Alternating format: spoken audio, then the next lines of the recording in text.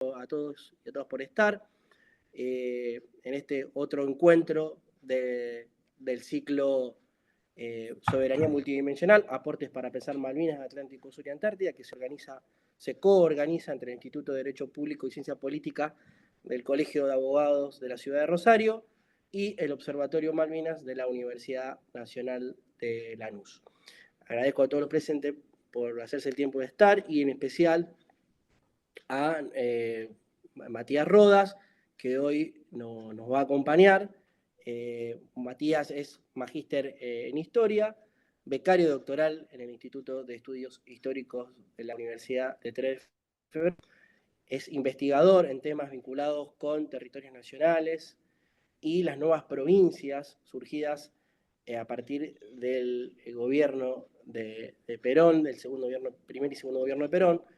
Su labor se inscribe en el campo de la historia política y ha participado en congresos, publicaciones académicas, reuniones científicas siempre vinculadas con las ciencias sociales y específicamente con respecto a Malvinas tiene también material biográfico voluminoso en el cual particularmente ha recogido testimonios de veteranos de Malvinas, como así otras cuestiones vinculadas con la cuestión Malvinas. Así que bueno, gracias Matías por estar en esta mañana fría, Argentina, no ya solo circunscrita a nuestros territorios australes, sino a toda la patria. Así que bueno, y gracias a todos los que están del otro lado. Tenés la Bueno, palabra para vos. bueno, muchas gracias, Juan, muchas gracias a los participantes, gracias a la organización de este ciclo que viene estando muy interesante y sobre todo por la posibilidad de que quede subido en YouTube y después se puede seguir viendo y reproduciendo en distintos ámbitos y dar esta batalla que es la que damos de la remalvinización. A ver, un poco la idea de la charla que quiero hacer ahora es la previa al 2 de abril del 82. Es qué pasó antes, por qué el 2 de abril, por qué no antes, por qué no después, qué es lo que llevó a todo esto, un poco vincularlo con los reclamos diplomáticos que hizo Argentina, con las cuestiones del derecho internacional, bueno, a charlar un poco de todas estas cuestiones. ¿Por qué me pareció importante? Porque la versión oficial sobre Malvinas, la versión desmalvinizadora, ¿qué nos dice? ¿Qué se enseña hoy en las escuelas? ¿Qué se enseña en las facultades? ¿Qué se reproduce mayormente en los medios de comunicación cuando se habla de Malvinas? El manotazo ahogado del general Borracho, ¿no? Se dice, ¿qué pasó el 2 de abril? Bueno, el 30 de marzo del 82 hubo una importantísima movilización popular y sindical en Plaza de Mayo y en varias plazas del país, con lo cual el gobierno militar, tambaleante, en una crisis económica, social, política, hizo la aventura Malvinas, ¿no? Entre gallos y medianoches, un general pasado de copas hizo la aventura Malvinas como un manotazo ahogado para sostenerse en el poder. Así como el Mundial del 78 fuese ese manotazo ahogado, nuevamente en el 82 se llevó a cabo la aventura Malvinas para sostenerse en el poder. Esta versión desmalvinizadora no tiene ningún tipo de sostén si uno va a la historia, a los documentos, no se sostiene esta versión. Empezamos un poco con cuál es la principal falencia de esta versión oficial sobre Malvinas, la versión que se enseña, se sigue enseñando en los colegios, la versión que se sigue enseñando en gran medida en facultades y profesorados. El gran problema que tiene esta visión es que se olvida de la historia. Plantea que Malvinas es una cuestión de 1982, vinculada directamente a la dictadura militar, cuando Malvinas es un conflicto que la antecede por muchísimos siglos. Malvinas empieza a ser una cuestión bien entrado el Tratado de Tordesillas. El Tratado de Tordesillas, las bulas papales, en finales del 1400, 1493, 1494, lo que hacen es dividir el mundo entre España y Portugal. El mundo conocido y por conocer. En ese mundo por conocer están lo que hoy en día llamamos Malvinas, que le corresponde a España. El primer avistamiento de Malvinas se produce en 1502, un avistamiento por parte de una flota holandesa. Porque, ¿cuál es la ubicación de Malvinas en el sur del Océano Atlántico? Está en el paso interoceánico del Atlántico y del Pacífico. O sea que es un paso muy transitado por distintas potencias del momento. Holanda, España, Gran Bretaña y Francia. Ese va a ser el conflicto de los primeros años en torno a lo que hoy conocemos como Malvinas.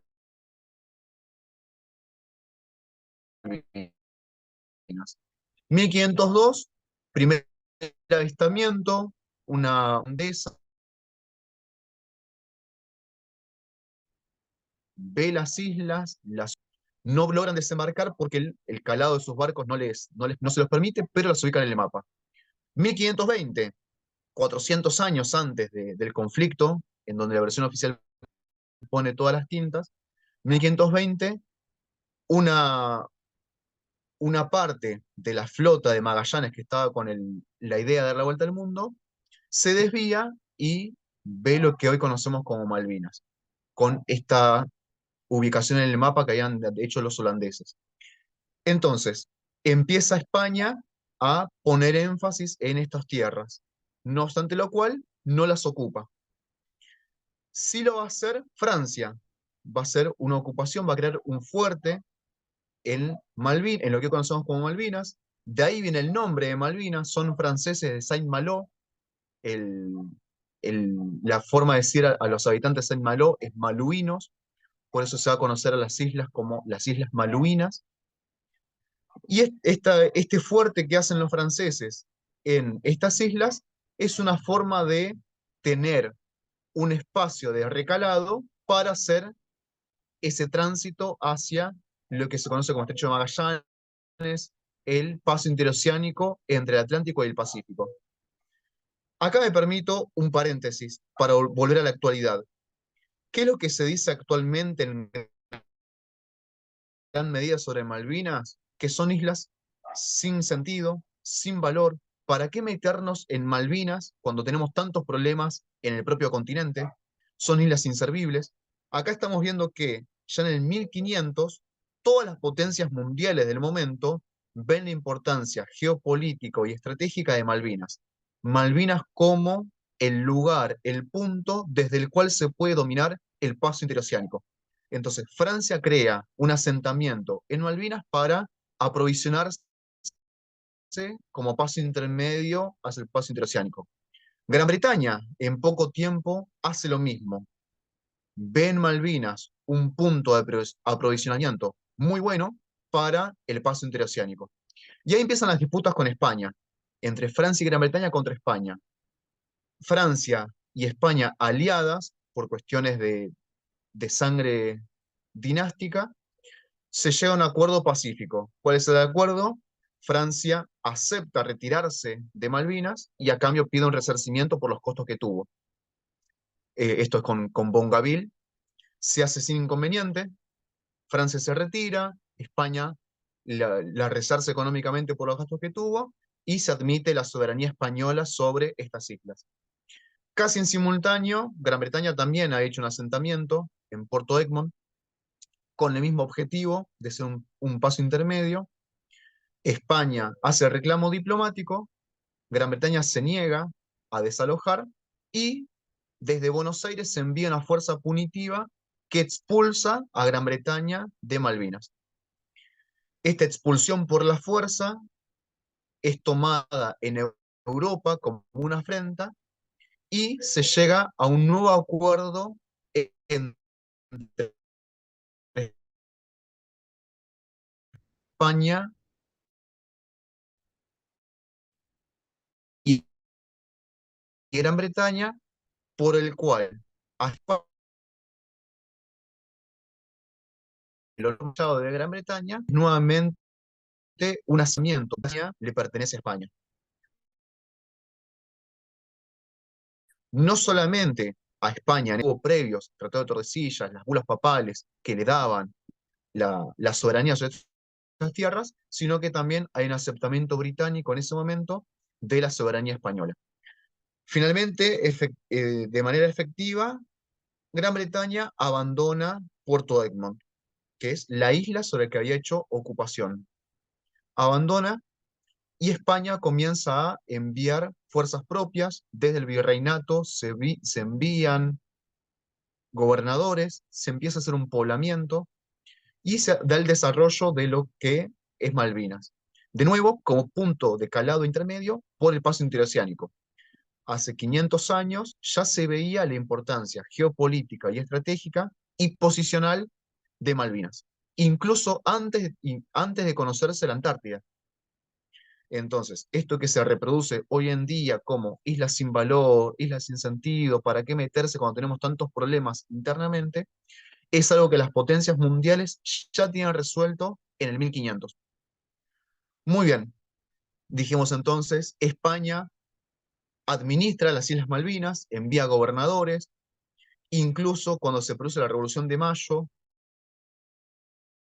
y Montevideo, la banda oriental, no se pliega a la revolución, el virrey Elío pide que las fuerzas que están en Malvinas vayan al continente para eh, participar en la defensa realista de las tierras. En ese momento entonces lo que conocemos como Malvinas queda despoblado o con muy poca población.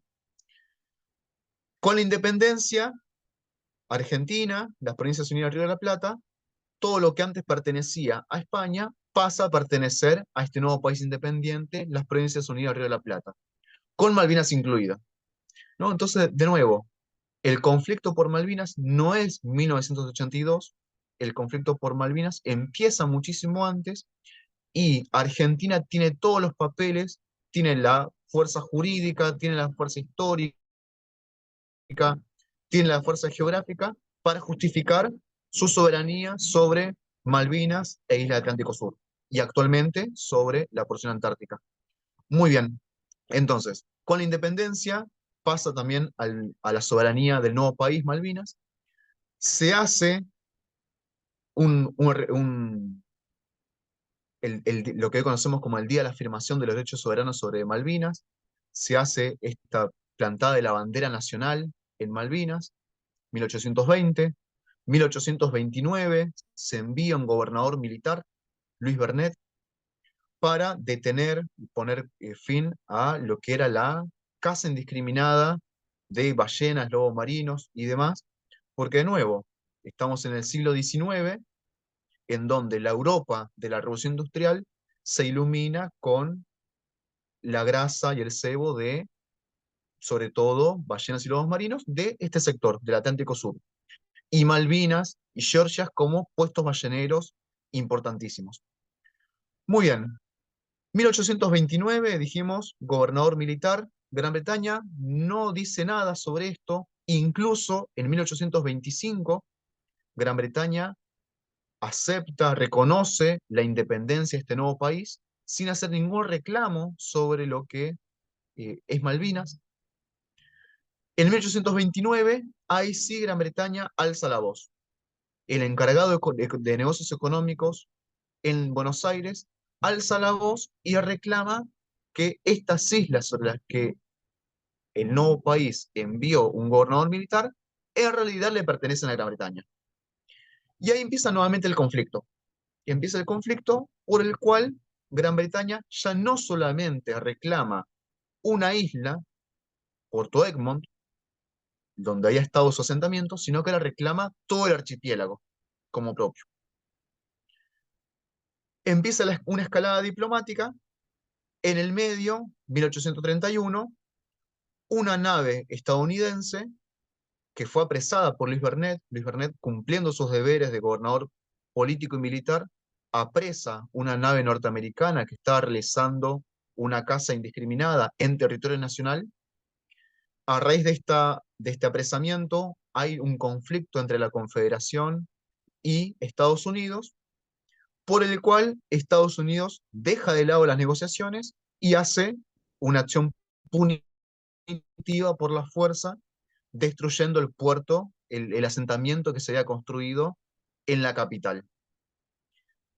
A raíz de esta destrucción, lo que es Malvinas queda sin defensas, queda con su población, pero sin posibilidad de defensa, se destruye el fuerte, y 2 años más tarde, el 3 de enero de 1833, Gran Bretaña, por la fuerza, usurpa, se apodera de Malvinas y expulsa a la población que había, ¿no? Había población asentada, población criolla asentada, a la cual expulsa y reemplaza por población propia, una población de segunda que tenían, a los que llaman kelpers. Muy bien, acá viene el centro de lo que quería hacer la charla, que necesitaba esta introducción para dejar en claro estas cuestiones.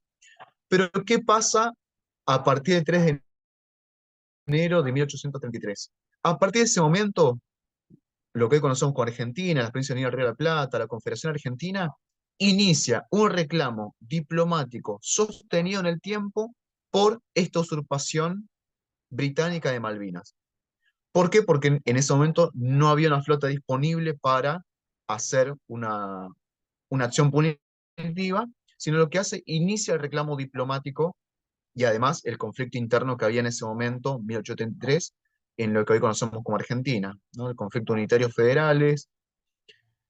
Bien, entonces, acá viene lo interesante, que es que la única política de Estado que se mantuvo igual a sí misma a partir de 1833 y hasta 1982 fue el reclamo sostenido de manera diplomática por parte de Argentina ante Gran Bretaña por esta usurpación.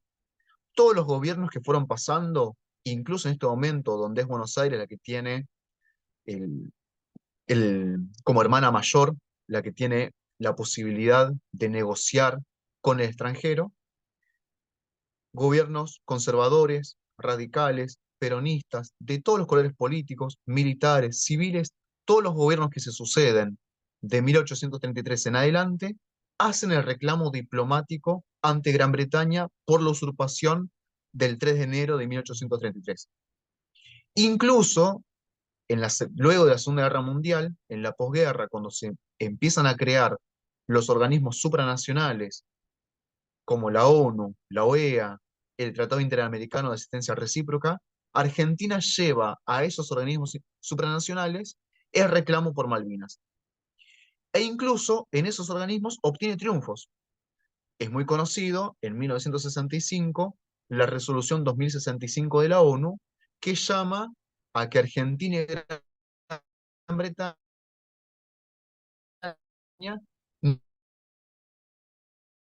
negocien diplomáticamente, enmarcada en una resolución anterior, por la cual, la 1514, por la cual llamaba a la descolonización del mundo.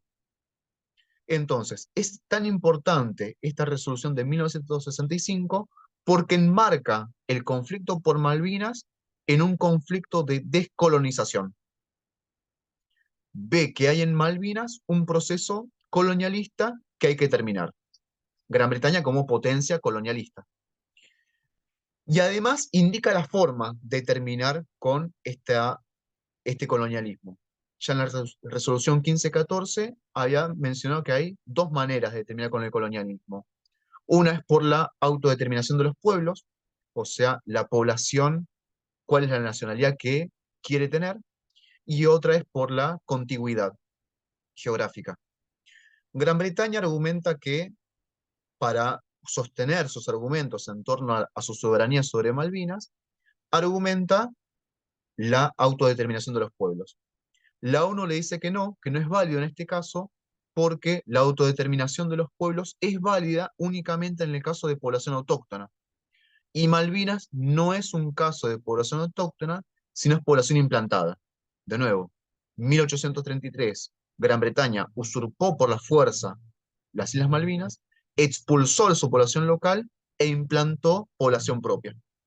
Entonces, para la ONU, en este caso de descolonización del mundo, no aplica el principio de autodeterminación de los pueblos, sino que aplica el principio de contigüidad, en el cual es Argentina la que tiene los argumentos. Y además, en base a esto, la ONU indica que se negó que Gran Bretaña Gran Bretaña y Argentina se sientan a negociar la soberanía de Malvinas, teniendo en cuenta no los deseos de los isleños, o sea, no principio de autodeterminación, sino sus intereses, o sea, la propiedad privada, usos y costumbres y demás. Entonces, esta resolución 2065 es un gran triunfo para Argentina porque indica de manera taxativa de qué va la cuestión, esto es colonialismo, y cómo se soluciona, no por autodeterminación de los pueblos. Este triunfo argentino, Gran Bretaña, ¿qué hace? sistemáticamente dilata las negociaciones, ¿no? Lo sabemos perfectamente, Gran Bretaña fue la que inventó la diplomacia, la que sabe manejarla perfectamente. Entonces, a este llamado de la ONU a negociar a negociar la soberanía, ¿qué hace Gran Bretaña? Negocia otras cuestiones. Dilata el tiempo y negocia otras cuestiones. Por ejemplo, el acuerdo de comunicaciones del 70-71, en el cual Gran Bretaña le dice a Argentina, si vamos a aplicar el principio de contigüidad y Malvinas, más tarde que temprano, va a pasar a Argentina, les recomiendo que se ganen el apoyo de la población local. ¿De qué manera? Bueno, en Malvinas no hay, por ejemplo, gas. ¿Qué hace Argentina mediante este acuerdo de comunicaciones? Pone gas del Estado en Malvinas. Pone una oficina de YPF. Pone también, crea la pista de aterrizaje. La pista de Puerto Argentino es creada en el marco de este acuerdo de comunicaciones por la Fuerza Aérea Argentina. Maestras de español se lleva durante muchísimos años a Malvinas. Líneas aéreas del Estado, LADE, el correo, el aprovisionamiento de materias primas constantemente por los buques mercantes argentinos. Entonces, en base a esto, ¿qué es lo que hace Argentina? Le reduce los costos a Gran Bretaña. Los costos del colonialismo británico son reducidos abruptamente gracias a esta acción argentina de intentar ganarse el apoyo de los isleños, ¿no? Esto que después se reproduce en los 90 con Menem, Ditela, Cavallo, bueno, acá ya empezó esa seducción a los isleños, con ningún resultado. Pero de nuevo, ¿qué es lo que muestra esto?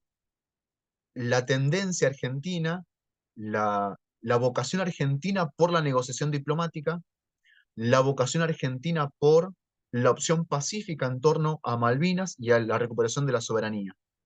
Entonces, de nuevo, todos los gobiernos que fueron pasando de distinto color político, de distinta tesitura, con distintos objetivos, todos los gobiernos mantuvieron el reclamo diplomático por Malvinas, tanto directamente con Gran Bretaña como en los organismos supranacionales. No obstante lo cual, Gran Bretaña dilata en el tiempo esa negociación específica por la soberanía. Va ganando tiempo.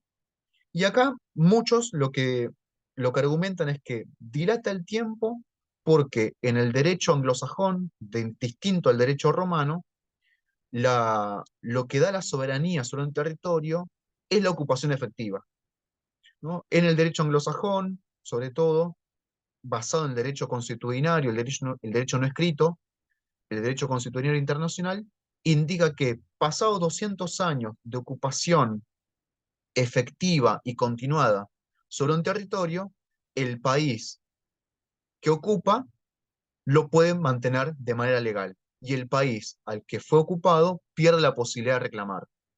Esto en el derecho romano, que es en el que nos basamos nosotros, no aparece, es algo más del derecho anglosajón y además es una cuestión del derecho consuetudinario y del derecho no escrito. Entonces, para muchos, Gran Bretaña dilata las negociaciones porque en 1983 se cumplían los 200 años de ocupación efectiva y continuada sobre Malvinas, lo que le iba a dar un argumento legal que no tienen para mantener su dominio. Para algunos esto no existe, no está escrito en ningún lado, de nuevo, es derecho consuetudinario, el derecho romano no lo admite, entonces hay una discusión, pero efectivamente sí lo que sucede es que Gran Bretaña dilata las negociaciones. Efectivamente, Argentina empieza a idear un plan para evitar que lleguen esos 200 años, un plan para recuperar Malvinas, y de nuevo, en ese plan la diplomacia no aplicó, porque durante 149 años, de 1983, 1833 a 1982, 149 años continuados de reclamos diplomáticos con los cuales Gran Bretaña siempre fue una pared que se negó a negociar.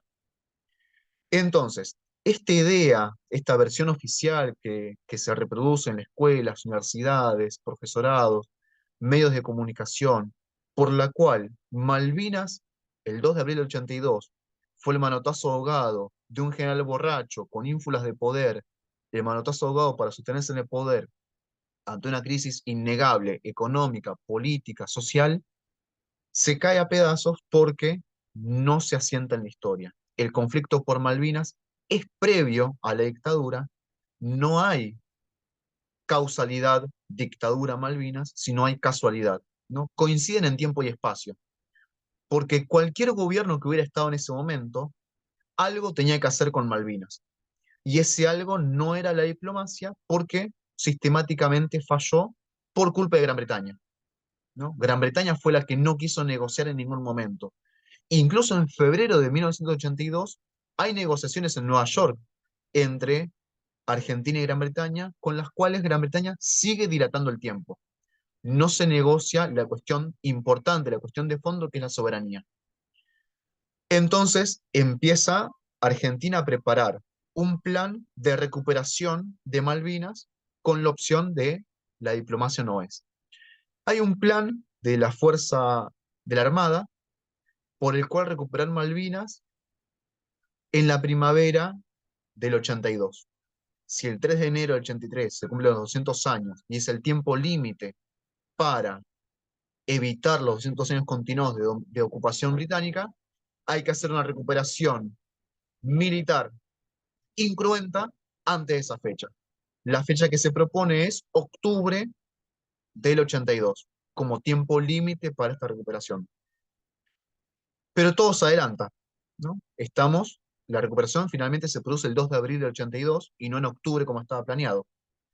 ¿Qué es lo que dice la versión oficial desmalvinizadora sobre esto? Bueno, se produjo porque el 2 de abril es la respuesta del gobierno militar tambaleante ante la movilización popular y sindical del 30 de marzo en Plaza de Mayo y las principales plazas del país. Esto es falso, nuevamente, se olvida de la historia esta interpretación, porque el 30 de marzo la flota argentina que estaba yendo a recuperar Malvinas ya estaba en camino. El 28 de marzo partió la flota de esta Operación Rosario para recuperar Malvinas. El 26 de abril, el 26 de marzo, perdón, fue la orden para que se armara la flota y partiera. Entonces, el 30 de marzo no tiene injerencia en los planes en torno a la recuperación de Malvinas. ¿Por qué entonces, qué es lo que pasa el 2 de abril? ¿Por qué el 2 de abril? Bueno, hay un conflicto previo en Georgias. En marzo del 82 hay un conflicto en Georgias. Hay un conflicto entre un comerciante particular, Constantino Davidov, un empresario chatarrero, que hace una operación comercial con Gran Bretaña. ¿Para qué? Para desmantelar una vieja estación ballenera en las Islas Georgias. ¿Por qué en las Islas Georgias? Porque de nuevo, habíamos dicho, el siglo XIX fue donde Malvinas, Georgias, tuvieron una importancia eh, considerable en torno a la pesca y caza de ballenas, lobos marinos y demás, totalmente en desuso después con la electricidad. Entonces Constantino Davidov, en diciembre del 81, había hecho un contrato comercial con una compañía británica para desmantelar esta vieja estación ballenera en Georgias del Sur. Georgia del Sur, el nombre que dan los británicos, el nombre que le damos nosotros son las Islas San Pedro, con esta idea de que el que nomina domina, ¿no? Seguimos reproduciendo los nombres británicos, pasaje de Drake, Georgia del Sur, cuando tenemos nuestros nombres propios para esto. Entonces, el conflicto se produce en las Islas San Pedro a raíz de esta empresa comercial particular que hace Davidoff con una empresa británica, a la cual de esta empresa avisa a la embajada británica y va con sus operarios a las Islas Georgias a reconocer el terreno. Hay un problema, o dos problemas, en esta expedición comercial que hace Davidoff. El primer problema es que desembarca en Georgias, las Islas San Pedro, sin pasar por la capital, sin pasar por Grytviken a que le sellen las tarjetas blancas. ¿Qué son las tarjetas blancas? En estos convenios que se hicieron en los 70 entre Argentina y Gran Bretaña, se llegó a que se podía circular libremente entre el continente y Malvinas y viceversa, sin necesidad de pasaporte, sino con un documento ad hoc, unas tarjetas blancas. Estos operarios de Davidoff no van a Grytviken, a la capital de Georgia, para sellar las tarjetas blancas, sino que desembarcan directamente en Porto Leyte, donde estaba el lugar operativo del puesto ballenero. Entonces, ese es el reclamo, el primer reclamo que hacen las autoridades británicas en el Atlántico Sur. Es decir, no pasaron por a sellar sus tarjetas blancas. El segundo reclamo es, estos operarios izaron una bandera argentina y pintaron un graffiti diciendo las Malvinas son argentinas. Y ahí empieza un conflicto diplomático, una escalada diplomática entre Argentina y el Reino Unido. En esa escalada diplomática, el Reino Unido lo que exige es el retiro inmediato de estos operarios. Indica además que entre los operarios también hay militares de inteligencia, y ante la negativa argentina de que se retiren, Gran Bretaña amenaza y envía una fuerza punitiva para expulsarlos por la fuerza, ¿no? El buque Endurance. Ante esto, en marzo del 82, el conflicto empieza el 21 de marzo, ante esto, Argentina va a enviar un buque para que proteja a estos civiles. Ante este envío de un buque, el Bahía Buen Suceso, lo que hace Gran Bretaña es evitar un enfrentamiento, porque están en paridad de fuerzas, y lo que hace es enviar una fuerza punitiva más grande. Al enviar una fuerza punitiva más grande, Malvinas y Georgias van a quedar con una ocupación militar más grande. Y entonces, el plan que tenía Argentina de recuperación incruenta, planificado para octubre, septiembre-octubre del 82, sería impracticable o muy difícil de realizar. ¿Qué es una recuperación incruenta? Una recuperación por la fuerza sin producir bajas a los enemigos, a los militares británicos, ni a los civiles. Esa es la clave de esta preparación para recuperar Malvinas. ¿Por qué no producir bajas? Porque si no, Argentina sería catalogada como nación agresora. Y Argentina quiere aparecer internacionalmente como un país que buscó durante 149 años la negociación diplomática y que sistemáticamente se chocó con la negativa británica. Y entonces quiere negociar desde una posición de fuerza, poniendo un pie en Malvinas, obligar a negociar. Entonces, si en Malvinas va a haber a partir de ahora una fuerza militar mucho más grande, difícilmente se va a poder hacer una recuperación de manera incruenta. Este envío de fuerzas británicas por el conflicto en Georgia, en las Islas San Pedro, es lo que va a hacer que Argentina adelante sus planes. Esto que estaba planificado para la primavera del 82 va a ser adelantado al comienzo del otoño de ese mismo año. Por eso se produce el 2 de abril y no en octubre como estaba planificado. Eh, Entonces, el 2 de abril no tiene que ver con cuestiones domésticas, esto que en charlas de anterior César Trejo llamó las causas endógenas, sino que tiene mucho que ver las cuestiones exógenas, ¿no? Esta cuestión que pasa entre Argentina y el Reino Unido en Georgia. Ante este envío de la flota británica, se adelantan los planes, se planifica, el 26 de marzo sale la orden para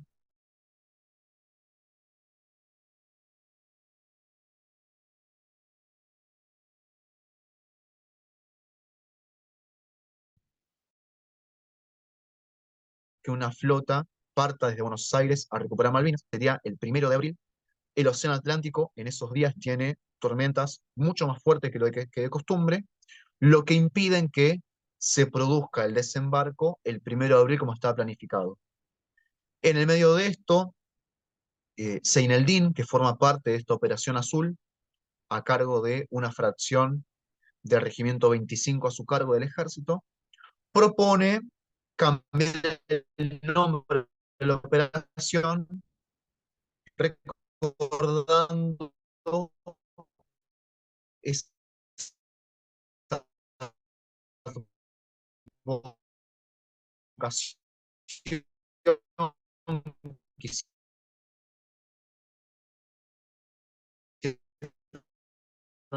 las milicias españolas y criollas de cambiar nombre. Operación Azul a Operación 2 de abril es una operación sumamente exitosa, que consigue la recuperación incruenta, consigue recuperar una plaza ocupada militarmente por la fuerza, pero sin producirle bajas al enemigo, sin producir bajas entre las fuerzas británicas ni a los isleños. De esa manera, Argentina lo que quiere mostrar internacionalmente es que es una nación con vocación de negociación que sistemáticamente durante 149 años chocó con la negativa británica. El 2 de abril, entonces, efectivamente, se produce la rendición del gobernador Redsham. Eso trajo, el costo para eso fue la sangre y la vida de Giachino y 2 heridos, su segundo al mando y un cabo enfermero. Pero efectivamente, el 2 de abril, el mundo entero se entera de la recuperación argentina de Malvinas de manera incruenta. Una recuperación incruenta, inédita en la historia del mundo, en donde hoy en día, 2025, las principales academias militares del mundo siguen estudiando la Operación Rosario. En Estados Unidos, los oficiales se forman estudiando, entre otras cuestiones, la Operación Rosario, porque fue una operación donde la planificación se vio modificada por esto de la tormenta en el Atlántico, por la defensa que plantearon los británicos en la playa y en la casa del gobernador, no obstante lo cual fue una operación que salió impecable, ¿no? Se cumplió el objetivo de recuperar militarmente una plaza ocupada sin producir bajas. China estudia hoy en día lo que es Malvinas en su conflicto con Taiwán, ¿no? Entonces, esto que muchas veces se dice, isla sin sentido, el manotazo ahogado, el mundo lo ve de otra manera. Ante la recuperación argentina de Malvinas, empieza una escalada desde Gran Bretaña. Gran Bretaña utiliza su manejo de la diplomacia y consigue que la ONU apruebe que Gran Bretaña envíe una flota a desalojar a los ocupantes de Malvinas. Argentina, ¿qué es lo que había hecho ese 2 de abril? La recuperación, y el grueso de las fuerzas que recuperaron Malvinas vuelven al continente, dejándose una guarnición reducida a los efectos de una policía militar. No obstante lo cual, esto Gran Bretaña lo va a aprovechar para, ellos sí, Gran Bretaña, es verdaderamente Malvinas el manotazo ahogado para sostenerse en el poder. Esto que empezó como una recuperación incruenta de Argentina para negociar diplomáticamente, Gran Bretaña rápidamente lo transforma en ONU, la habilitación para, o que se aprueba, que pueda partir una fuerza de tareas con el objetivo de recuperar lo que le fue arrancado, una flota que se prepara en tiempo récord, con lo cual para muchos esa flota ya estaba en preaviso, con lo cual para muchos en realidad lo que pasó en todo esto es que entre Gran Bretaña y Estados Unidos le hicieron morder el palito a los argentinos para darle luz verde en Malvinas. ¿Por qué? De nuevo, las causas exógenas. La ONU, la OTAN, no tenía presencia en el Atlántico Sur. Y sí lo empieza a tener la Unión Soviética a raíz del proceso de descolonización, que quedaron bajo el amparo de la Unión Soviética, bajo el amparo del Pacto de Varsovia, y eso le dio a la Unión Soviética presencia en el Océano Atlántico Sur. Esto entonces lo quiere contrarrestar Estados Unidos, y para muchos es la causa, es el desencadenante de el engaño para que Argentina avance sobre Malvinas. ¿Por qué? Porque Argentina tiene dos hipótesis ante este desembarco, ante esta recuperación incruenta de Malvinas. Una de las hipótesis es: Gran Bretaña tiene un problema económico grandísimo, ¿no? Con Thatcher está empezando el neoliberalismo en Gran Bretaña, altísimas tasas de desempleo, altísimas tasas de achicamiento del Estado, altísimas tasas de descontento social con Thatcher, hay paros generales, hay un importantísimo paro de mineros, entonces tiene todo dado vuelta. Tiene un problema económico grandísimo, ante lo cual lo que empieza a ver,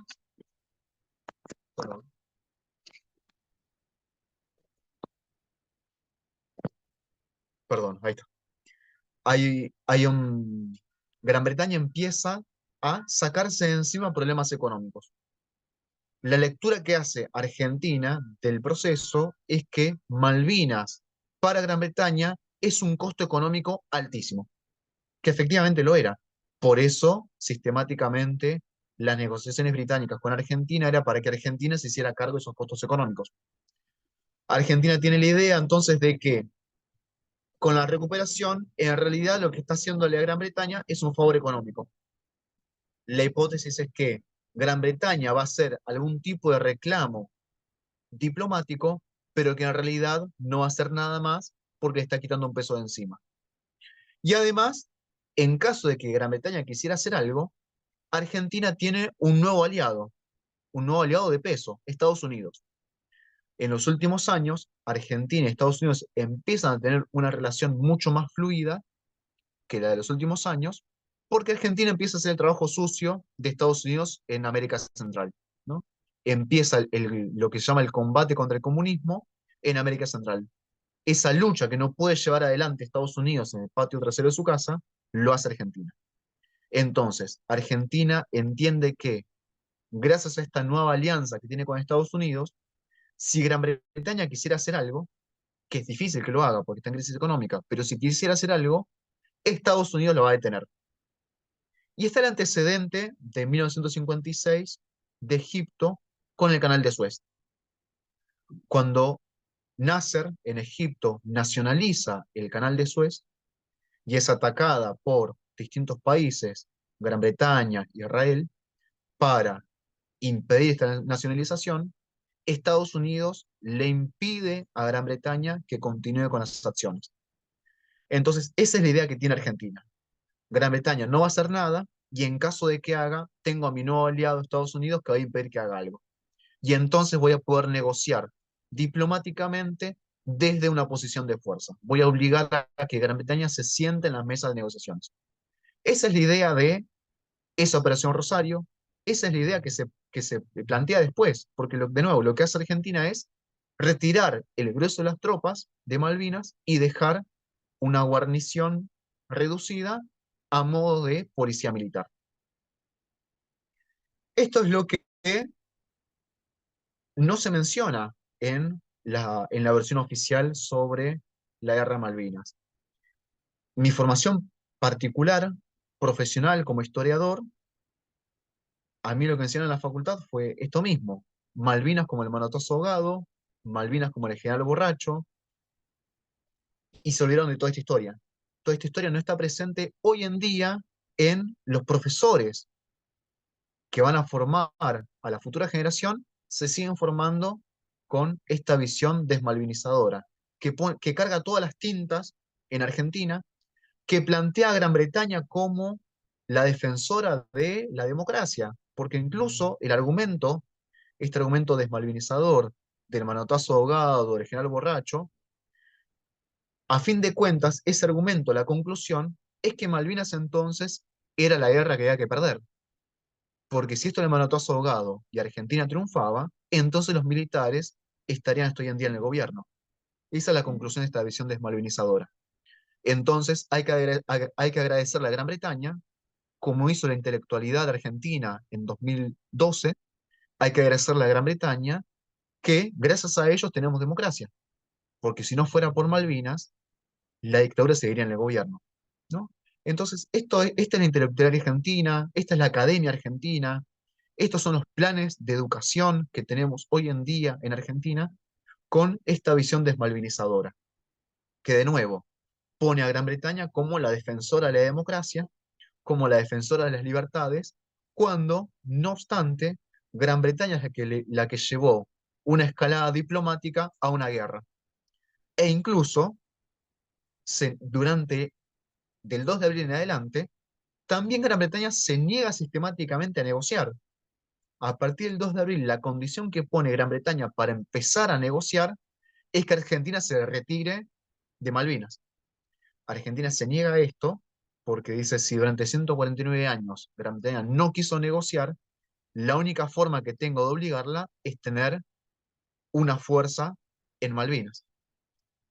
No obstante lo cual, transcurrido el primer mes, en mayo, entre el 1 y el 2 de mayo, hay una negociación fuerte encabezada por el presidente de Perú, Belaúnde Terry, con la cual se llega a una negociación de paz con la cual Argentina está muy conforme. O sea que se vislumbra la posibilidad de paz gracias a esta mediación peruana, distinta a la mediación anterior norteamericana de Alexander Haig, que fue ponerse enteramente a disposición de Gran Bretaña, hacer tiempo para que Gran Bretaña pueda llegar con su flota a Malvinas. La mediación de Belaúnde Terry plantea cuestiones que Argentina está dispuesta a aceptar y que hace Gran Bretaña ante esa posibilidad de una paz, la hunde, hundiendo el Belgrano fuera de la zona de exclusión, a un buque que había abandonado la zona de exclusión, que no estaba navegando hacia Malvinas, sino en sentido contrario, hundiendo ese buque, Gran Bretaña hunde toda posibilidad de negociación diplomática. Entonces, de nuevo, con esto queda demostrado que el manotazo ahogado para sostenerse en el poder no es del gobierno militar argentino, al que podemos criticar por muchísimas cuestiones, sino que el manotazo ahogado es británico para sostenerse en el poder. Si si se detenía la guerra, el gobierno de Thatcher en Gran Bretaña terminaba de inmediato. Entonces, la salida de Gran Bretaña es hacia adelante, hacia profundizar la guerra.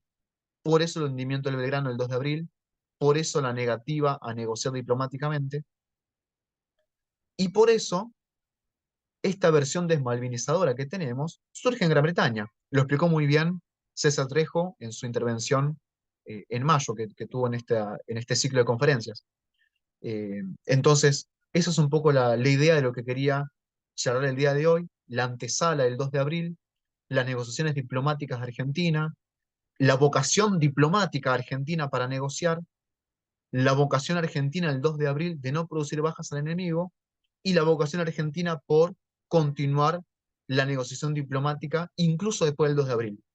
Toda negociación hundida por Gran Bretaña en ese hundimiento del Belgrano el 2 de mayo del 82.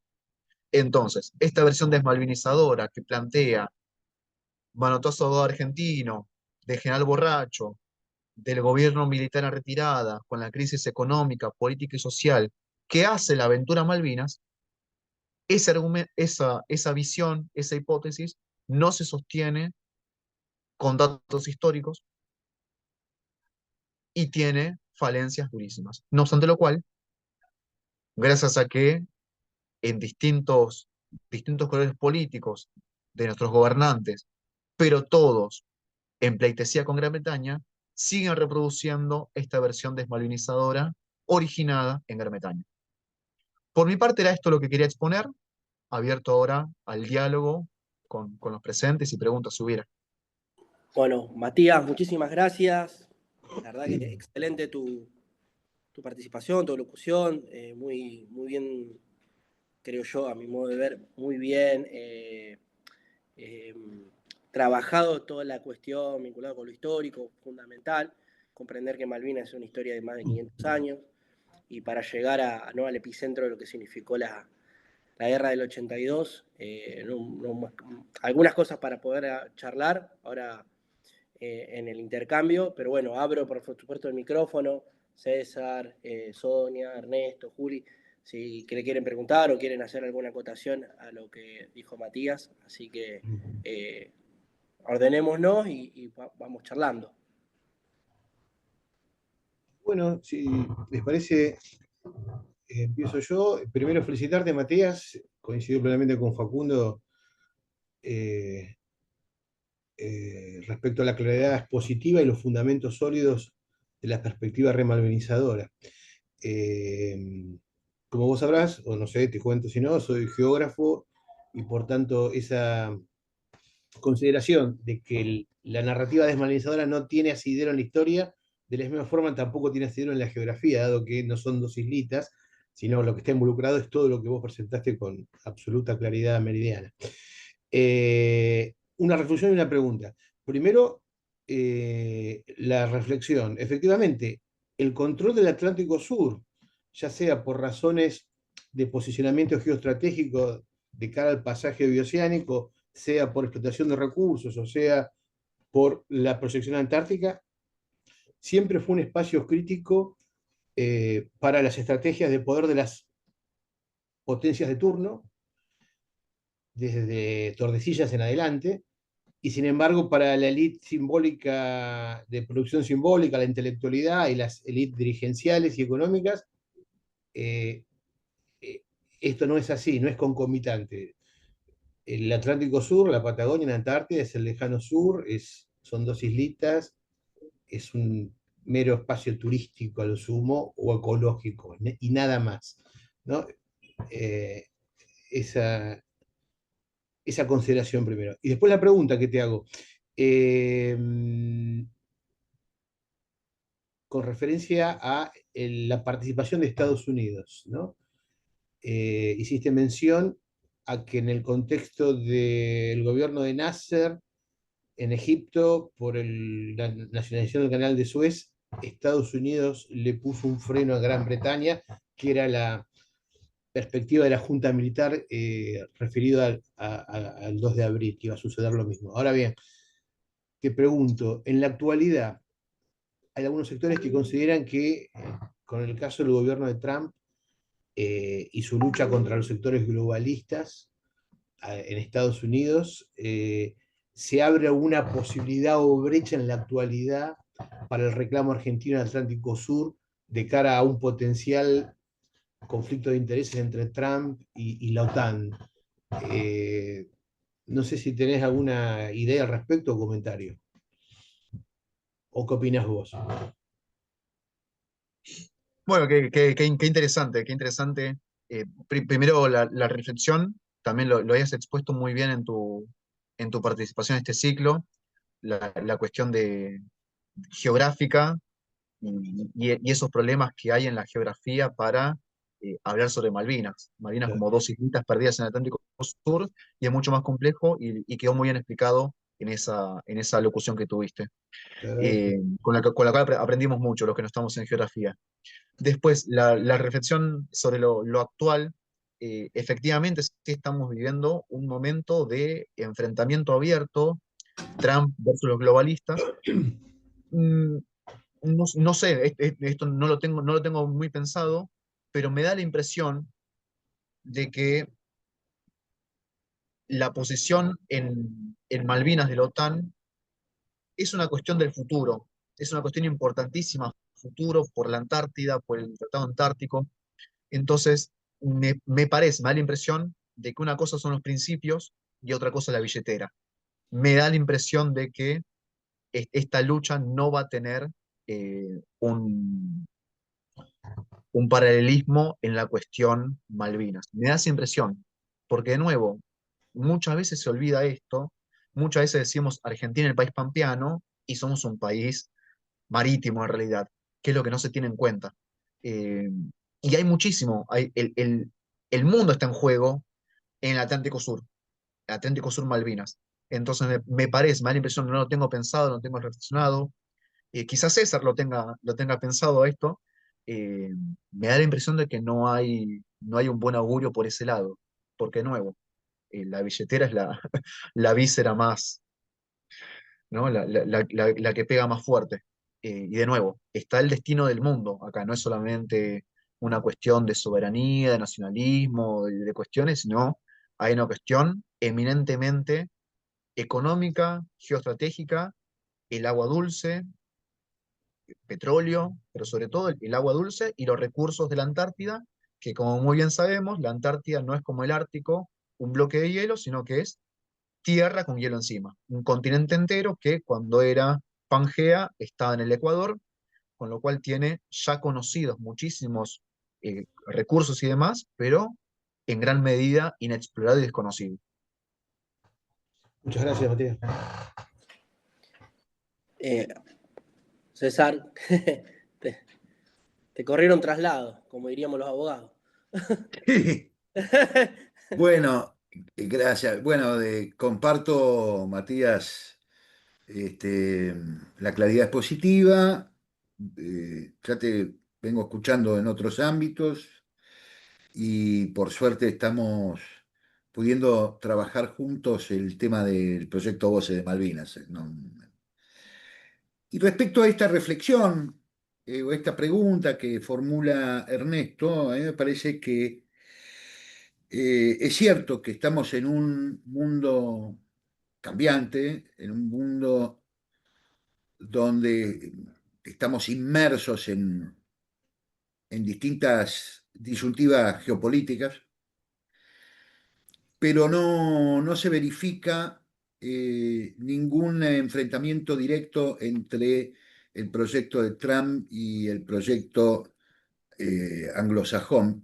Al contrario, hay algunas señales de profundización. Eh, Hubo alguna interrogante que se formuló cuando Trump hizo referencia a su apetencia en Groenlandia y en Canadá, ¿no? Cuando dijo, bueno, Canadá tiene que convertirse en una estrella más de los Estados Unidos de Norteamérica. Eso es cierto. Y Canadá es parte de la Comunidad Británica de Naciones.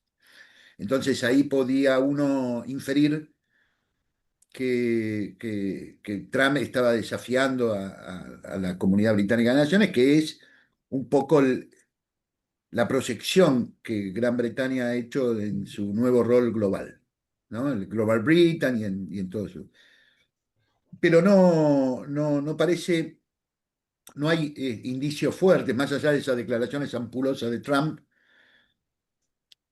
más bien parece que el eje Reino Unido de Gran Bretaña, Estados Unidos e Israel es el verdadero eje sobre el cual se soporta la proyección de este nuevo rol que la gestión de Trump le está dando a Estados Unidos. Entonces, yo diría con mucho escepticismo, digamos, tener esa mirada que ha sido suscrita por distintas expresiones políticas, entre ellas la de el gobierno de Milei, digamos, que ha expresado abiertamente su alineamiento automático frente a Estados Unidos, o con algún matiz, la vicepresidente Victoria Villarruel, que se declara más malvinera, pero que en definitiva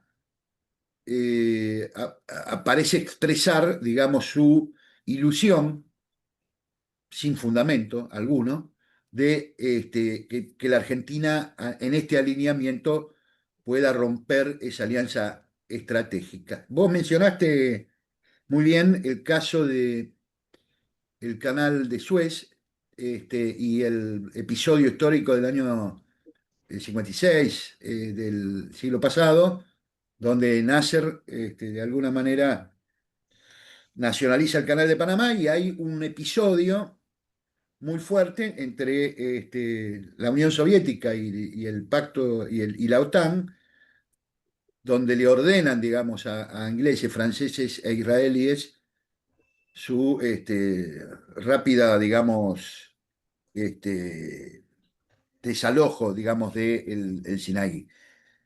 Bueno, ahí surgió evidentemente una fricción muy importante entre Gran Bretaña, que era la anterior potencia mundial y la nueva potencia mundial occidental, Estados Unidos. Y hubo lo que se llamó el síndrome de Suez. Bueno, justamente es Malvinas y la alianza Reagan-Thatcher la que terminan definitivamente con esa disrupción entre los primos hermanos que son Gran Bretaña.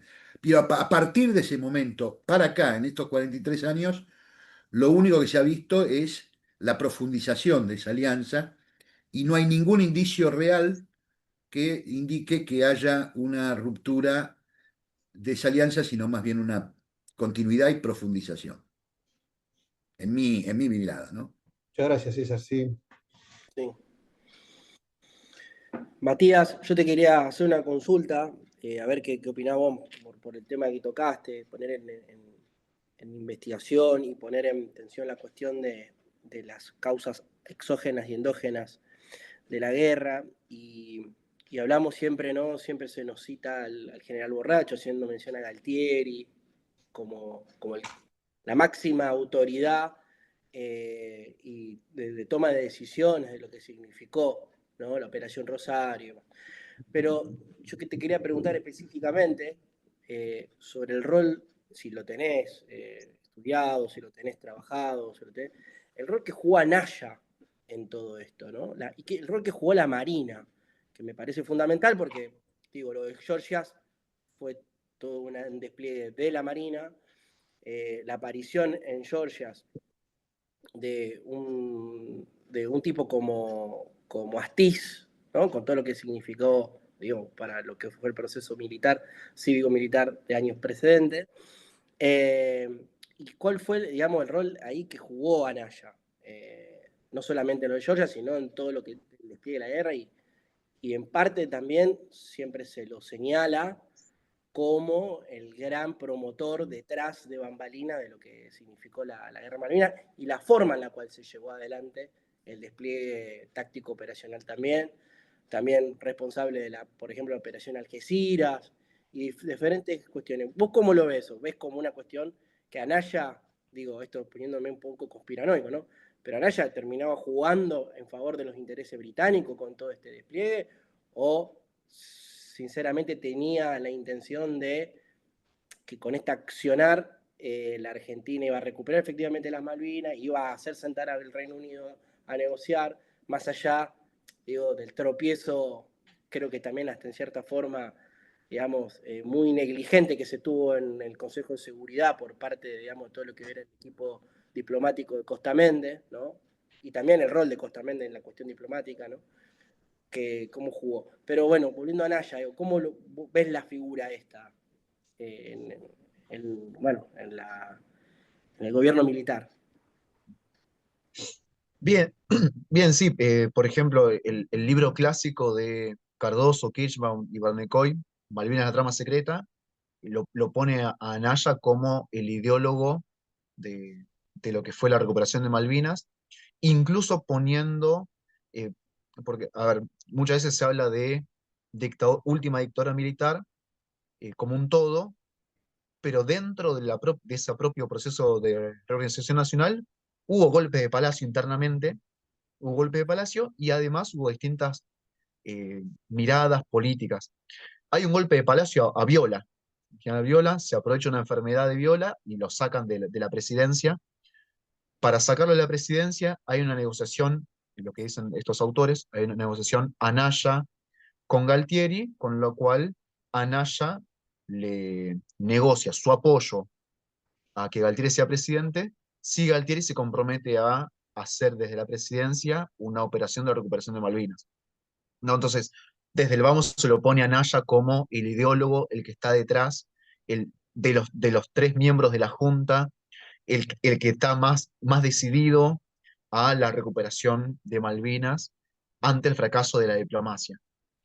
Eh, no obstante lo cual, con el desarrollo de la guerra, que es una guerra aeronaval, ahí hay un gran problema con el accionar de la Armada, de la comandancia de la Armada, porque la comandancia prefiere resguardar el material antes que ponerlo en peligro, ¿no?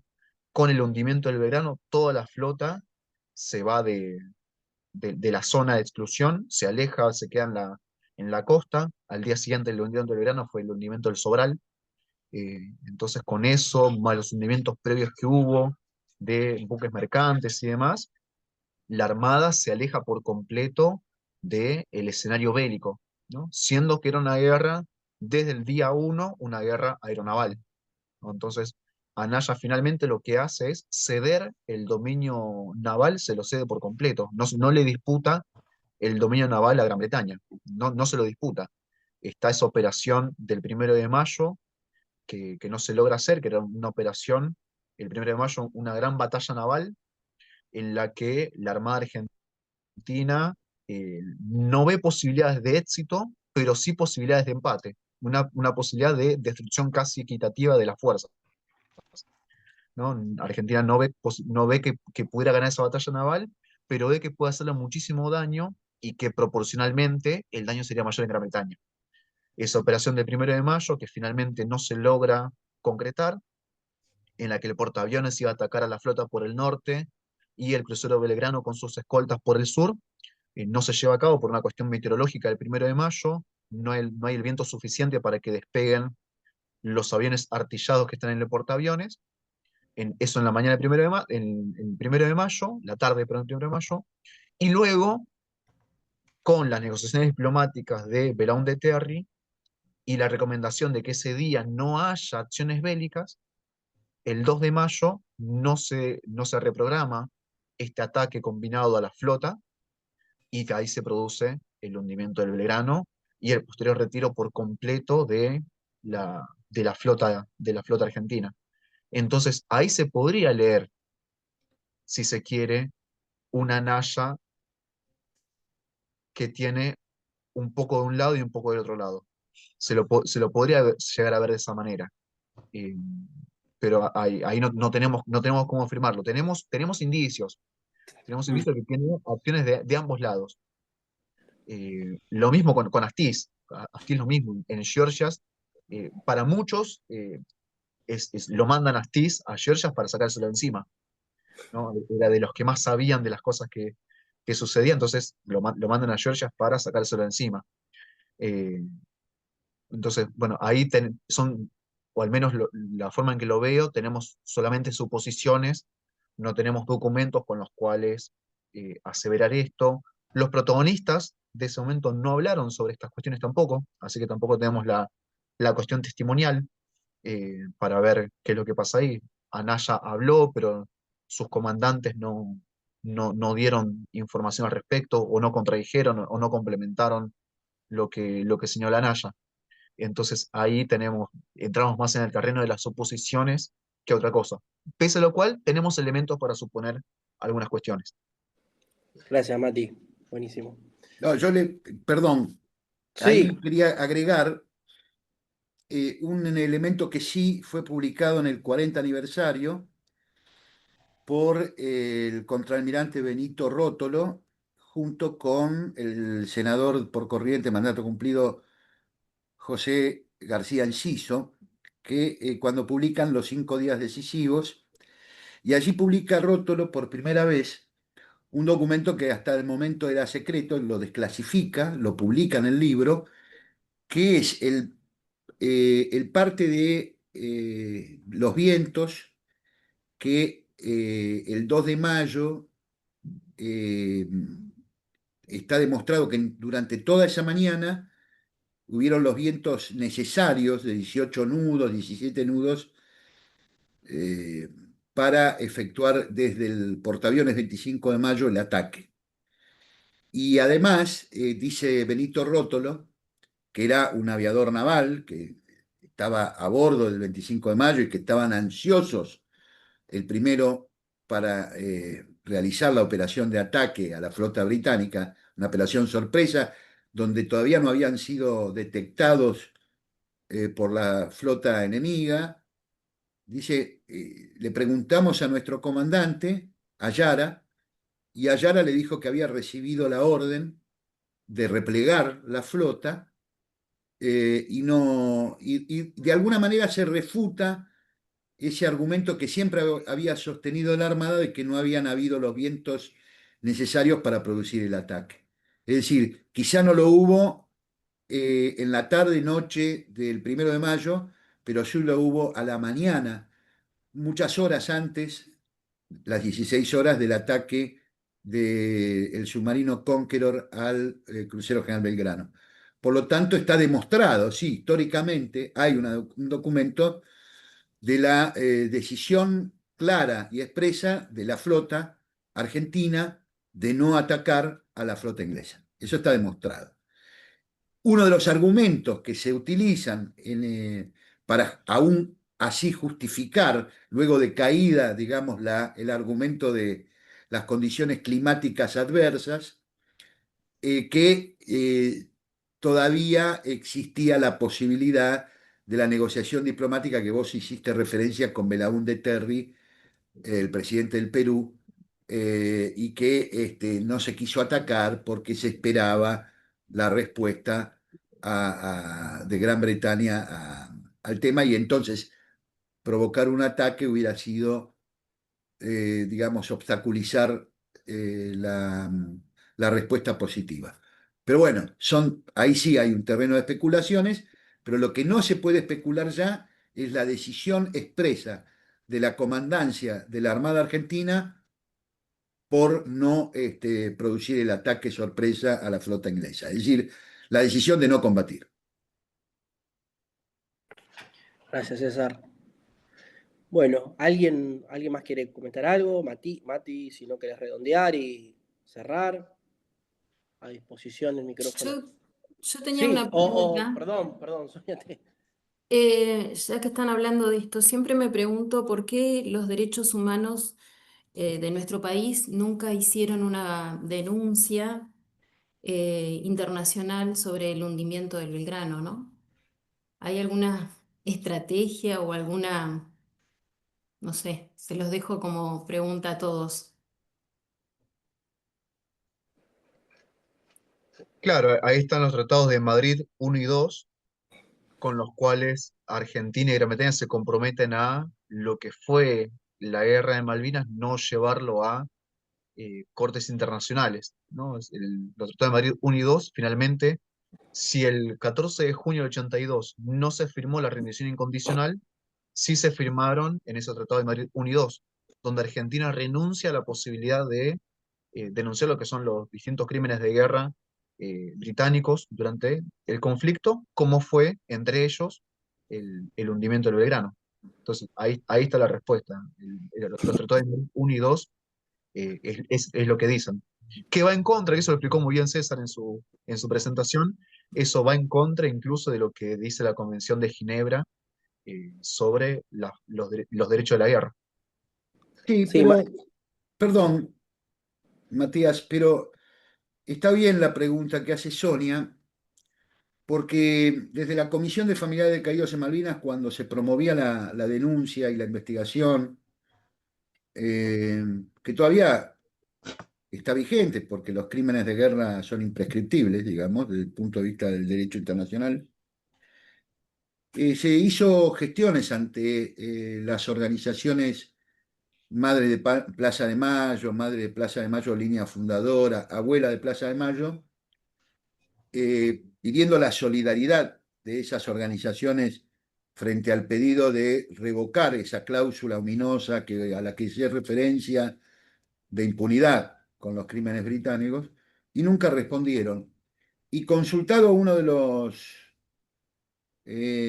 abogados, digamos, más conocidos de la defensa de los derechos humanos en la Argentina, Eduardo Barcesat, en una reunión que tuvimos en la casa particular de Ana Jaramillo, con otros abogados, Barcesat dijo que litigar contra los británicos no era lo suyo.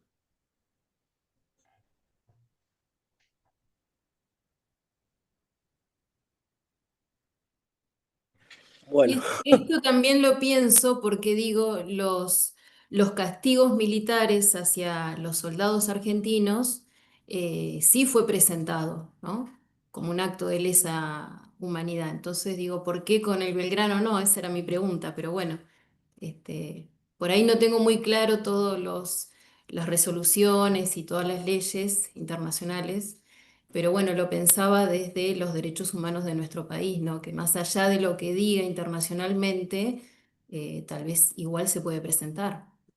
No, está bárbaro, Sonia, la pregunta. Es más, Mati, vos hiciste referencia a los acuerdos de Madrid.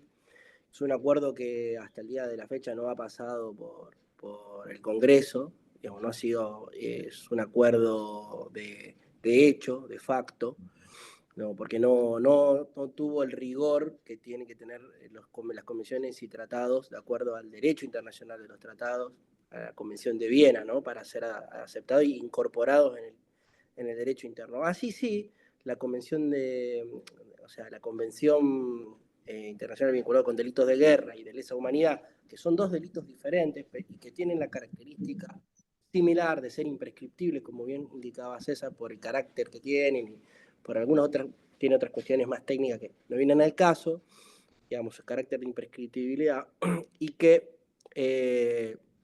bien pueden ser esgrimidos en cualquier foro, digamos, jurisdiccional, sea local o internacional, atento, digamos, al principio de control de convencionalidad que tiene nuestro país. O sea, ¿qué significa esto? Que tanto la administración como la legislatura, como el Poder Judicial principalmente, deben juzgar de acuerdo a estas convenciones de derechos humanos que están reconocidas a partir de la Constitución de 1994 con jerarquía igual que la Constitución.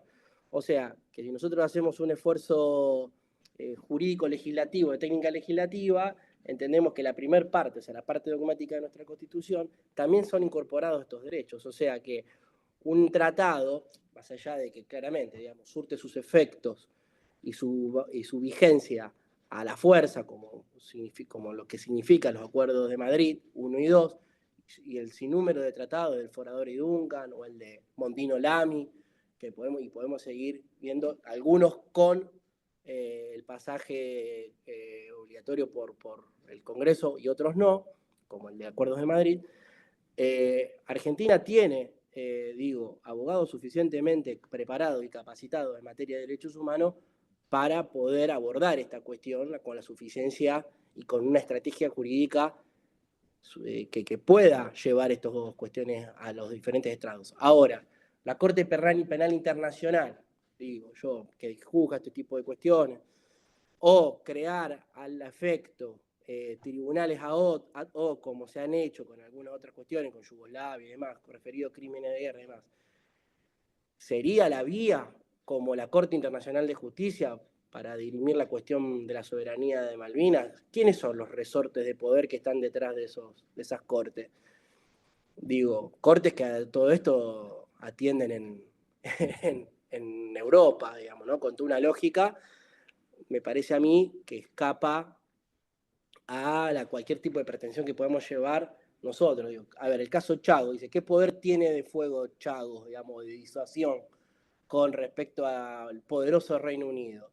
Nada, pero bueno, el fallo fue clarito, digamos, es muy similar en muchas cuestiones a Malvinas. Ahora, no es similar en cuestiones de lo que quiere el Reino Unido, de entre líneas con respecto a Chagos, y específicamente con la isla, por ejemplo, Diego García, o lo que están ahora negociando con respecto a Gibraltar, otra que sí tiene sus diferencias con el tema Malvinas. Ahora, ¿por qué no quieren ceder con Malvinas? Y claramente, no se quiere ceder con Malvinas con la soberanía, pero tampoco se quiere evidenciar lo que vos mismo bien decís, Sonia, o ponés arriba de la mesa, que son estos delitos de guerra.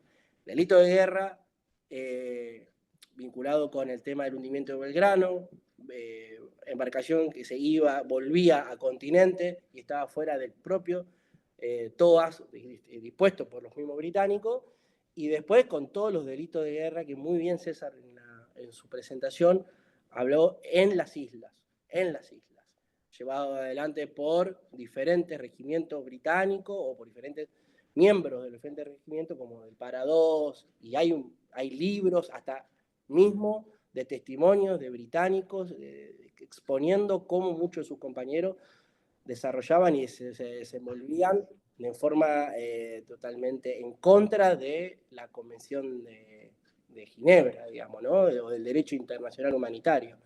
Y desconociendo también, y hasta también desarticulando el argumento que tienen muchos de los militares argentinos que dicen que fue una guerra entre caballeros, desoyendo o poniendo o escondiendo bajo la alfombra, ¿no?, lo que sucedió con estos casos en particular, que los mismos británicos lo dicen.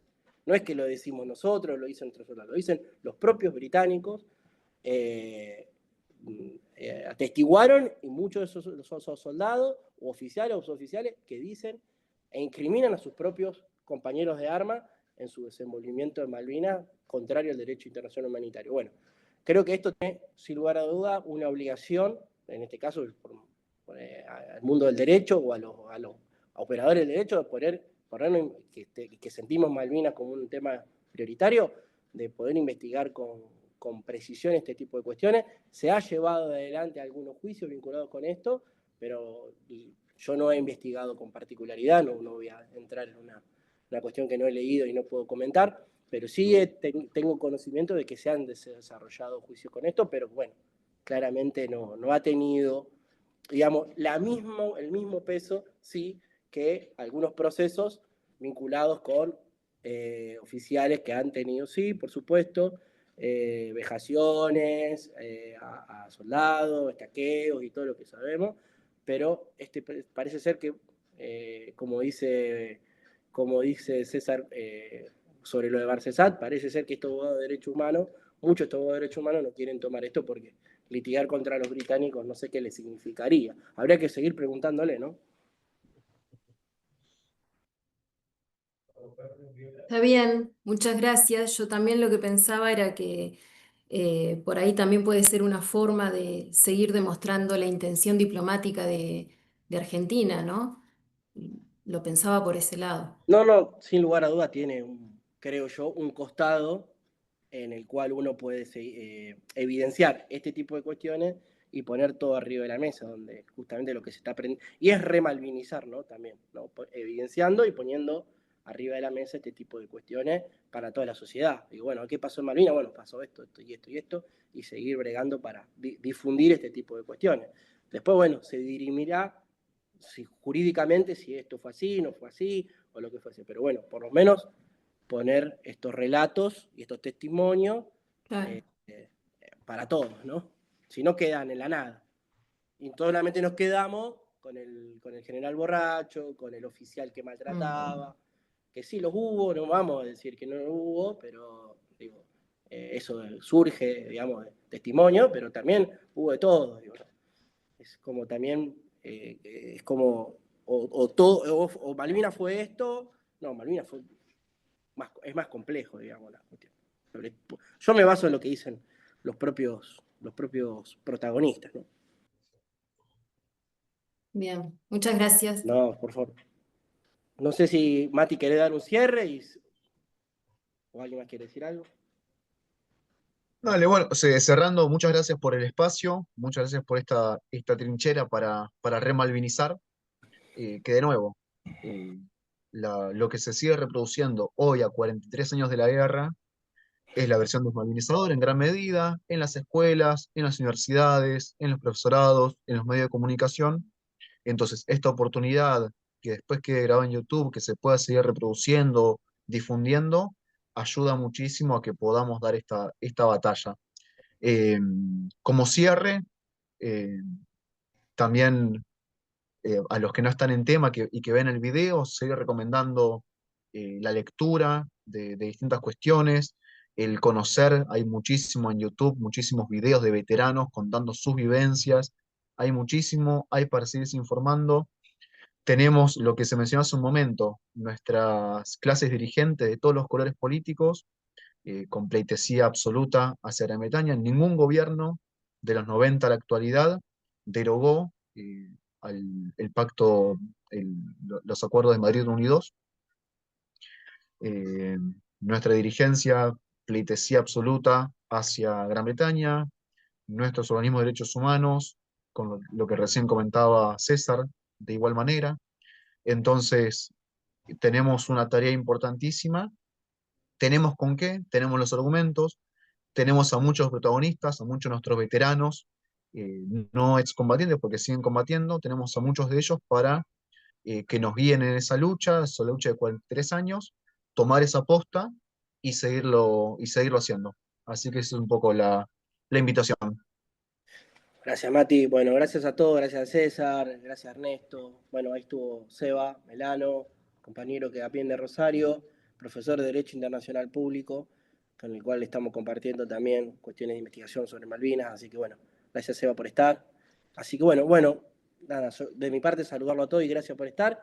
Ya vamos a subir el video, Mati, y bueno, y vamos a seguir ya a finales de julio con la doctora Carla Morazo, acá de Rosario, profesora de Relaciones Internacionales, y tiene su seminario de pregrado en Relaciones Internacionales sobre la cuestión Malvinas. También otra trinchera acá en Rosario, que va a presentar una ponencia sobre la política exterior desde el 83 a la fecha. Así que bueno, sobre Malvinas, por supuesto. Muchas gracias a todos. Saludos. Gracias, Matías.